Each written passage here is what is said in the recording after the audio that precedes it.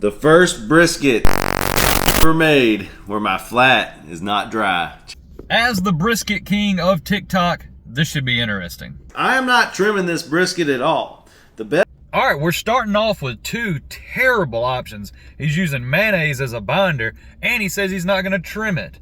Hey, do you just want it to suck? Best briskets I've ever made are untrimmed.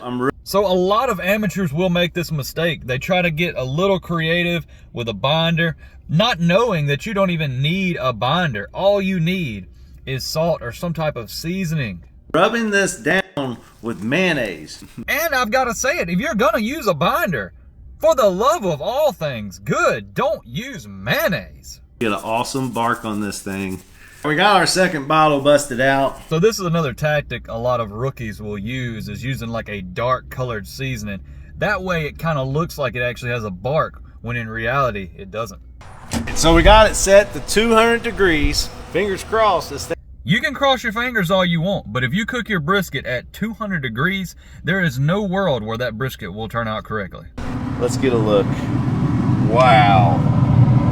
Wow, wow, wow. So far, not so good. It looks terrible to me. All right, let's get it inside.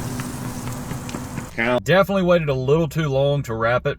I know it can be a little troublesome for rookies to get this right, but you need to wrap it a little bit before 170. You guys, it is now 12 o'clock, so this has been on here for 19 hours total. Our probe is at 203 degrees. So it's at 203 degrees, which is completely incorrect. You want it to be right at 203.7 to be precise. Look at that brisket right there. You want to talk about juicy? Yeah, this is just a failure of a brisket. I mean, this is way too juicy. The bark is way too crusty. You just can't, you cannot do a brisket like this and expect it to turn out right.